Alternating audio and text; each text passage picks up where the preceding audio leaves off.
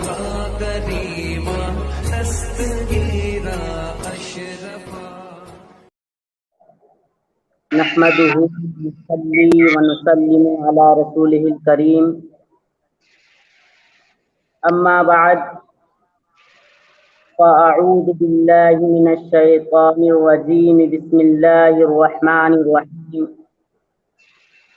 قال الله تبارك وتعالى في القرآن المجيد والفرقان الحميد: وما كنا معذبين حتى نبعث رسولا. صدق الله العظيم وصدق رسوله النبي الأمين المتين المعين الكريم. ونحن على ذلك لمن الشاهدين والشاكرين والحمد لله رب العالمين. عرض و معروض سے پیشتر تمام سامعین و ناظرین ایک مرتبہ درود پاک کا نذرانہ پیش کریں.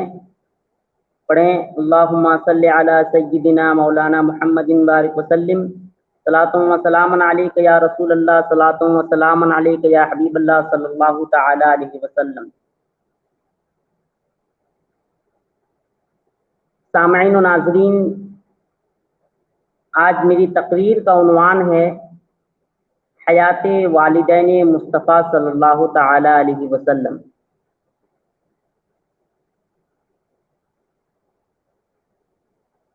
نبی کریم صلی اللہ تعالی علیہ وسلم کے والدین کا وصال زمانہ فطرت میں ہوا تھا. آپ خالص توحید پرست تھے. اللہ تبارک و تعالی سورہ اسراء کے اندر ارشاد فرماتا ہے: وما كنا معذبین حتی نبعث رسولا، اور ہم ہرگز عذاب دینے والے نہیں ہیں یہاں تک کہ کوئی رسول بھیج دیں. سامعین کرام، حضرت عیسیٰ علیہ الصلوۃ والتسلیم کی نبوت ختم ہو چکی تھی، لہذا اللہ تبارک و تعالی کا یہ اصول ہے کہ جب تک اللہ تبارک و تعالی کوئی رسول مبعوث نہ فرمائے اور لوگ اس میں اللہ تعالیٰ کی عبادت کرتے ہوں، تو جب تک کوئی نئی شریعت نہیں آتی اس وقت تک صرف توحید کا ماننا لازم ہوتا ہے. بے شک. سورہ شعراء کے اندر آیت نمبر 218، 19، 20 ہے. رب تبارک و تعالی ارشاد کرتا ہے: الذی یراک حین تقوم وتقلبک فی الساجدین انہ هو السمیع العلیم، کہ جو تمہیں دیکھتا ہے جب تم کھڑے ہوتے ہو اور نمازیوں میں تمہارے دورہ فرمانے کو، بے شک وہی سننے والا اور جاننے والا ہے. بے شک. سامعین کرام، تفسیر صراط الجنان میں، تفسیر مدارک، تفسیر خازن وغیرہ کے حوالے سے مذکور ہے کہ بعض مفسرین کے نزدیک اس آیت میں ساجدین سے مومنین مراد ہے. اور آیت کا معنی یہ ہے کہ حضرت آدم علیہ الصلوۃ والتسلیم سے لے کر حضرت آدم علیہ الصلوۃ والتسلیم اور حضرت آمینہ حضرت حوا رضی اللہ تعالی عنہ کے زمانے سے لے کر حضرت عبداللہ رضی اللہ تعالی عنہ اور حضرت آمینہ رضی اللہ تعالی عنہ تک تمام مومنین کی پشتوں اور رحموں میں آپ صلی اللہ تعالی علیہ وسلم کے دورے کو ملاحظہ فرماتا ہے. اس سے ثابت ہو گیا کہ آپ صلی اللہ تعالی علیہ وسلم کے تمام آباء و جدات حضرت آدم علیہ الصلوۃ والتسلیم تک سب کے سب مومن ہیں. ایک اور آیت کریمہ جو سورہ توبہ کے اندر موجود ہے، اللہ تعالیٰ ارشاد فرماتا ہے: انما المشرکون نجس، کہ بے شک مشرکین سراپا نجاست ہے.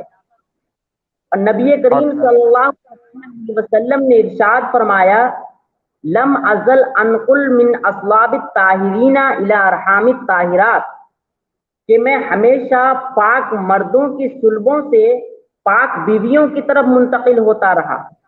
سبحان اللہ، سبحان اللہ.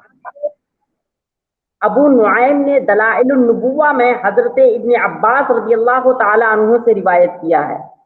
سامعین کرام، اس آیت کریمہ اور حدیث پاک کو جب آپس میں ملایا جائے تو مطلب بالکل واضح ہو جائے گا، کیونکہ قرآن کریم نے بلا شبہ مشرکین کے ناپاک ہونے کا فیصلہ فرمایا ہے، اور حدیث پاک میں نبی کریم صلی اللہ تعالی علیہ وسلم نے اپنی آباء و اجداد کو طیب و طاہر فرمایا۔ مشرکین سراپا نجاست ہیں، وہ کبھی طاہر و طیب نہیں ہو سکتے، اور آپ کے آباء و اجداد سب کے سب طیب و طاہر ہیں، وہ نجس اور ناپاک نہیں ہو سکتے۔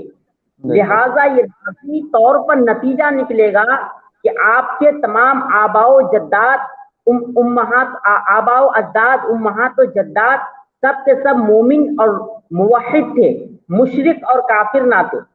حضرات محترم، ان باتوں کو بیان کرنے کی وجہ یہ تھی کہ کچھ لوگ ہمارے نبی صلی اللہ تعالی علیہ وسلم کے والدین کے ایمان پر شک کرتے ہیں۔ حضرات محترم، میں ایک اپنی رائے آپ کے سامنے پیش کروں گا، وہ یہ کہ جن کے صاحبزادے پوری کائنات کے لیے، دونوں جہان کے لیے رحمت ہو، کیا وہ اپنے والدین کے لیے رحمت نہیں ہے؟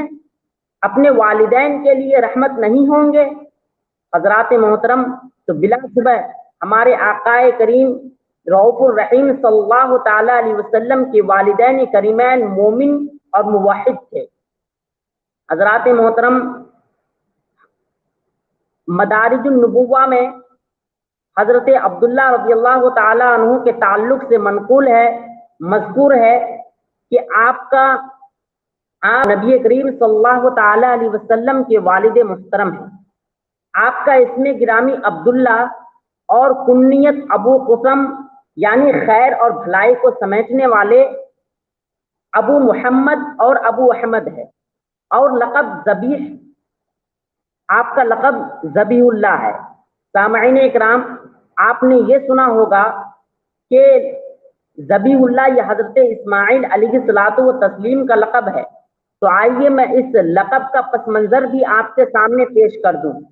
خود نبی صلی اللہ تعالی علیہ وسلم نے اپنے خاندان کی شرافت اور عظمت کو ظاہر کرتے ہوئے ارشاد فرمایا، انا ابن الذبیحین، میں تو ذبیحوں کا بیٹا ہوں۔ ان میں ایک حضرت اسماعیل علیہ السلام اور دوسرے خود ان کے والد محترم۔ اس واقعے کی تفصیل یہ ہے کہ حضرت عبد المطلب رضی اللہ تعالی عنہ نے یہ منت مانی تھی کہ اگر ان کے 10 بیٹے ہوں اور وہ بڑے ہو کر قریش کی خدمت کریں تو وہ ان میں سے ایک کو رضائے الہی کے لیے بیت اللہ کے پاس ذبح کریں گے۔ جب ان کی یہ منت پوری ہو گئی تو انہوں نے اپنے تمام بیٹوں کو جمع کیا اور اپنی منت کی خبر دے کر یہ منت پوری کرنے کو کہا۔ سب نے والد کے حکم کے سامنے سر تسلیم خم کیا۔ ان 10 بیٹوں کے نام کی قرآن اندازی کی گئی تو حضرت عبداللہ رضی اللہ تعالی عنہ کے نام کا قرآن نکلا۔ حضرت عبد المطلب رضی اللہ تعالی عنہ انہیں ذبح کرنے کے لیے حرم محترم لے گئے۔ اس موقع پر قریش نے درخواست کی کہ آپ ان کو اس وقت تک نہ ذبح کیجیے جب تک کہ آپ مجبور نہ ہو جائیں، اس لیے کہ اگر آپ ایسا کریں گے تو ہر شخص اپنے بچے کو لایا کرے گا تاکہ وہ اس کو ذبح کرے۔ پھر قریش نے تجویز پیش کی اور کہا کہ آپ انہیں حجاز لے چلیے، وہاں ایک کاہنہ عورت ہے اور ان سے اپنا مسئلہ بیان کیجیے۔ اگر اس عورت نے بھی ذبح کرنے کا حکم دیا تب آپ کو آپ کے صاحبزادے کے ذبح کرنے کا مکمل اختیار ہوگا۔ حضرات محترم، اور کہا کہ اگر اس عورت نے کوئی ایسا حل پیش کیا جس سے آپ کی منت بھی پوری ہو جائے اور آپ کا بیٹا بھی بچ جائے تو آپ اس تجویز کو قبول فرما لیجئے۔ چنانچہ وہ لوگ چلے اور سارا ماجرا بیان کیا تو اس عورت نے کہا کہ تمہارے یہاں جو دیت کی مقدار مقرر ہے یعنی 10 اونٹ، تم اونٹوں اور لڑکے کے درمیان قرعہ اندازی کرو۔ اگر لڑکے کے نام کا قرعہ نکل آئے تو اونٹوں کی مقدار بڑھا دو یہاں تک کہ تمہارا پروردگار تم سے راضی ہو جائے اور اونٹوں کے نام پر قرآن نکل آئے. جب اونٹوں کے نام پر قرآن نکل آئے گا تو تم اس لڑکے کے بجائے اونٹوں کو ذبح کر دینا. اس طریقے سے تمہارا رب بھی تم سے راضی ہو جائے گا اور تمہاری منت بھی پوری ہو جائے گی اور تمہارا بیٹا بھی بچ جائے گا. سامعین اکرام، وہ لوگ وہاں سے مکہ پہنچے اور حضرت عبداللہ اور اونٹوں کے درمیان قرآن اندازی ہوئی تو حضرت عبداللہ رضی اللہ تعالیٰ عنہ کے نام کا قرآن نکل آیا. 10 اونٹ اور بڑھا دیے گئے. بڑھاتے بڑھاتے جب اونٹوں کی تعداد 100 کو پہنچ گئی تب جا کر اونٹوں کے نام پر قرآن نکلا. اس وقت وہاں پر موجود قریش کے لوگوں نے حضرت عبد المطلب رضی اللہ تعالیٰ عنہ کو بشارت دی. حضرت عبد المطلب رضی اللہ تعالیٰ عنہ کو مژدہ سنایا. لیکن قربان جائیے، حضرت عبد المطلب رضی اللہ تعالیٰ عنہ کے جواب پر وہ کہتے ہیں کہ جب تک 3 بار اونٹوں کے نام پر قرآن نہ نکل آئے میں اس وقت تک اس قرآن کو تسلیم نہیں کروں گا. چنانچہ یہ عمل 3 بار دہرایا گیا اور ہر بار اونٹوں کے نام پر قرآن نکلا. تب جا کر حضرت عبد المطلب رضی اللہ تعالیٰ عنہ نے تکبیر کہی اور اونٹوں کو صفا اور مروہ کے درمیان لے جا کر ذبح کیا. حضرات محترم، حضرت عکرمہ رضی اللہ تعالیٰ عنہ کو حضرت ابن عباس رضی اللہ تعالیٰ عنہ سے روایت کرتے ہیں. وہ کہتے ہیں کہ ان دنوں ایک جان کے بدلے میں 10 جانور کی قربانی پیش کی جاتی تھی. حضرت عبد المطلب رضی اللہ تعالیٰ عنہ پہلے شخص ہیں جنہوں نے ایک جان کے بدلے میں 100 اونٹ کی قربانی پیش کی. پھر یہ دستور عرب میں جاری ہو گیا. یہ سسٹم عرب میں چلنے لگا یہاں تک کہ آقائے دو جہاں صلی اللہ تعالی علیہ وسلم نے بھی اس دستور کو برقرار رکھا. سامعین اکرام، طبقات ابن سعد میں ہے کہ ذبح کے واقعہ کے بعد حضرت عبداللہ رضی اللہ تعالی عنہ کی شہرت میں مزید اضافہ ہو گیا. مکہ مکرمہ کی حسین و جمیل اور خوبصورت لڑکیوں اور عورتوں نے آپ سے نکاح کی بھرپور کوشش کی، حتیٰ کہ بعضوں نے مال و دولت کی بھی پیشکش کی. ان میں سے چند نام بہت مشہور ہے. فاطمہ بنت مرخص امیہ نامی ایک یہودیہ عورت نے آپ کی پیشانی میں نور محمدی صلی اللہ تعالی علیہ وسلم کو حاصل کرنے کے لیے نکاح کی پیشکش کی اور بڑی دولت کی انہوں نے پیشکش کی. اور تاریخ طبری میں ہے کہ فاطمہ شامیہ جو شاہ شان کی بیٹی اور حسن و جمال میں یکتا تھی، وہ بھی نور محمدی صلی اللہ تعالی علیہ وسلم کو حاصل کرنے کے لیے مکہ مکرمہ آئی ہوئی تھی. حضرات محترم، لیکن انہیں بھی ناکام لوٹنا پڑا. سامعین اکرام، حضرت عبداللہ رضی اللہ تعالی عنہ کو قتل کی سازش بھی کی گئی تھی. اہل کتاب بعض نشانیوں سے یہ پہچان گئے تھے کہ نبی آخر الزماں سرور کون و مکا صلی اللہ تعالی علیہ وسلم کا وجود گرامی آپ صلی اللہ تعالی علیہ وسلم کے صلب میں ودیعت ہے. اس لیے یہود کی ایک جماعت نے یہ عہد کر لیا کہ جب تک ہم عبداللہ رضی اللہ تعالی عنہ کو قتل نہیں کر ڈالیں گے اس وقت تک واپس نہیں جائیں گے. ایک بار حضرت عبداللہ رضی اللہ تعالی عنہ کو شکار کے لیے مکہ سے باہر تنہا تشریف لے گئے.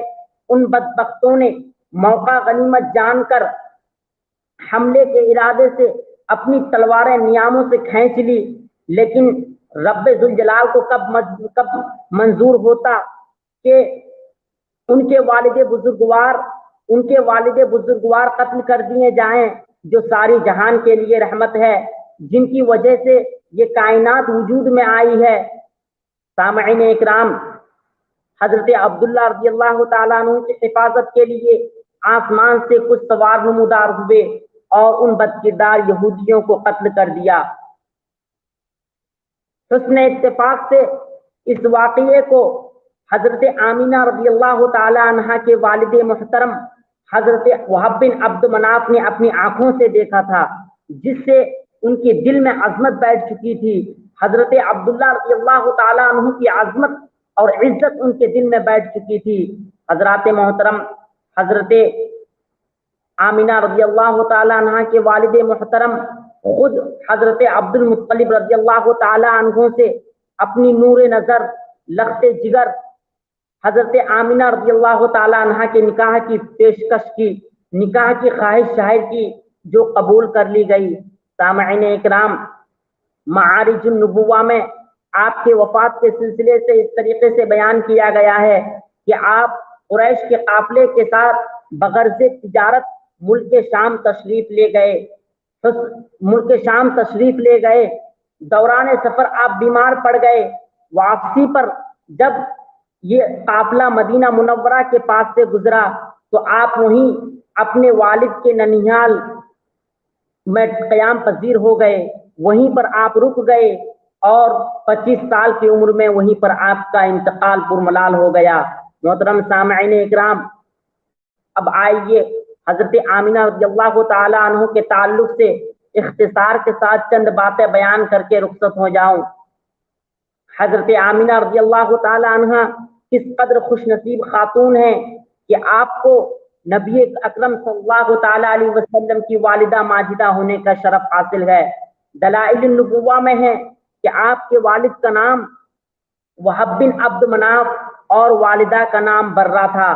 سامعین اکرام، دلائل النبوہ میں آپ کے اوصاف جمیلہ کا تذکرہ یوں ہے کہ آپ نہایت پارسا، پرہیزگار، طہارت نفس، شرافت نسب، تقوی شعار اور عزت و جاہت والی صاحب ایمان خاتون تھی۔ آپ قریش کی عورتوں میں، قریش کی تمام عورتوں میں حسب نسب اور فضیلت میں سب سے ممتاز تھی۔ حضرات محترم، طبقات ابن سعد میں بیان کیا جاتا ہے کہ حضور اکرم صلی اللہ تعالی علیہ وسلم آپ کی اکلوتے اولاد تھے۔ محترم سامعین اکرام، آپ کی وفات کا واقعہ بھی کچھ عجیب و غریب ہے۔ حضرت عبداللہ رضی اللہ تعالی عنہ کے انتقال کے بعد حضرت عبداللہ رضی اللہ تعالی عنہ کا انتقال چونکہ مدینہ میں ہوا تھا اور وہیں پر آپ کی تجہیز و تکفین بھی ہوئی تھی۔ حضرت آمینہ رضی اللہ تعالی عنہ کو ان کی وفات کے بعد ان کی قبر مبارک پر جانے کا موقع نہیں مل سکا تھا۔ جب نبی اکرم صلی اللہ تعالی علیہ وسلم کی عمر مبارک 6 سال کے لگ بھگ ہو گئی اور آپ طویل سفر کے قابل ہو گئے تو حضرت آمینہ رضی اللہ تعالی عنہ نے آپ کو اور ام ایمن رضی اللہ تعالی عنہ کو ساتھ لیا اور شوہر کے مزار مبارک پر حاضری دینے کے لیے مدینہ منورہ کے لیے روانہ ہو گئی۔ مدینہ منورہ روانہ ہو گئی۔ وہاں پر کچھ دن قیام کرنے کا ارادہ تھا۔ یہ ارادہ وہ رکھی تھی کہ وہاں پر کچھ مدت قیام کریں گے، لیکن یہودی نجومیوں کی طرح طرح کی باتوں سے، نبی اکرم صلی اللہ تعالی علیہ وسلم کے تعلق سے یہودی نجومیوں کی طرح طرح کی باتوں سے تنگ آ کر 1 مہینے کے بعد واپسی اختیار کر لی۔ واپس ہوتے ہوئے واپسی میں آپ بیمار پڑ گئیں۔ جب مقام ابوا پر پہنچی تو آپ کی زندگی کا آخری وقت آ پہنچا۔ حضرت آمینہ رضی اللہ تعالی عنہ وہ بہترین شاعرہ تھی۔ زندگی کے آخری لمحات پر انہوں نے اپنے لخت جگر کو جو دل آویز نصیحت کی، وہ فصاحت و بلاغت میں اپنی مثال آپ ہے۔ انہوں نے سرہانے کھڑے لخت جگر کے چہرے پر محبت بھری نظر ڈالی اور کہا، بارکا فیک اللہ من غلامی یبن الذی من حومت الامامی نجا بعون الملک العلامی فودیا غدات الضرب باستحامی بمئت من ابل سوامی ان صح ما ابصرت فی المنامی فانت مبعوث فی الانامی من عند ذی الجلال والاکرام فاللہ انہاک عن الاصنام اللہ توالیاها مع الاقوام۔ اے بیٹے، اللہ تبارک و تعالی تجھ میں برکت دے، تم اس عظیم انسان کے بیٹے ہو، اس عظیم ہستی کے بیٹے ہو جو جاننے والے بادشاہ کے فضل سے عظیم موت سے بچ گیا تھا۔ جب قرآ اندازی ہوئی تو آپ کے بدلے، آپ کی جان کے بدلے 100 اونٹ قربان کیے گئے۔ بیٹا، جو خواب میں نے تمہارے تعلق سے دیکھے ہیں، اگر وہ سچے ہیں تو عن قریب تم امت کے لیے لوگوں کے درمیان رسول بنا کر بھیجے جاؤ گے۔ اے بیٹے، تمہیں اللہ کا واسطہ دیتی ہوں کہ کبھی اپنے قوم کے ساتھ، اپنے لوگوں کے ساتھ بتوں کی عبادت کرنا شروع نہ کر دینا۔ حضرات محترم، ان اشعار کو پڑھنے کے بعد حضرت آمینہ رضی اللہ تعالی عنہ کہتی ہے کہ ہر چیز کو مرنا ہے، لہٰذا میں بھی مر رہی ہوں اور میرا ذکر باقی رہے گا۔ حضرات محترم، ہمارے آقا دو جہاں صلی اللہ تعالی علیہ وسلم کے حالات زندگی کے تعلق سے میں نے کچھ عرض کیا، آخر میں حضرت آمنہ رضی اللہ تعالی عنہ کی شان میں کچھ اشعار عرض کر کے رخصت ہو جاؤں۔ صدقہ تم پہ ہو دل و جاں آمنہ، صدقہ تم پہ ہو دل و جاں آمنہ، تم نے بخشا ہم کو ایمان آمنہ، جو ملا جس کو ملا تم سے ملا، جو ملا جس کو ملا تم سے ملا، دین و ایمان علم و عرفاں آمنہ۔ سبحان اللہ۔ کل جہاں کی مائیں ہوں تم پر فدا، کل جہاں کی مائیں ہوں تم پر فدا، تم محمد کی بنی ماں آمنہ، تم محمد کی بنی ماں آمنہ۔ حضرات محترم، چند جملوں پر اپنی تقریر کو ختم کرنے جا رہا ہوں۔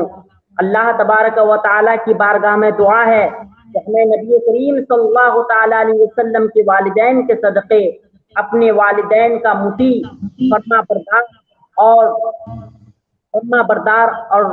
فرما بردار بیٹا بنائے اور فرما بردار اولاد میں ہمارا شمار کرائے۔ حضرات، میں انہی چند جملوں پر اپنے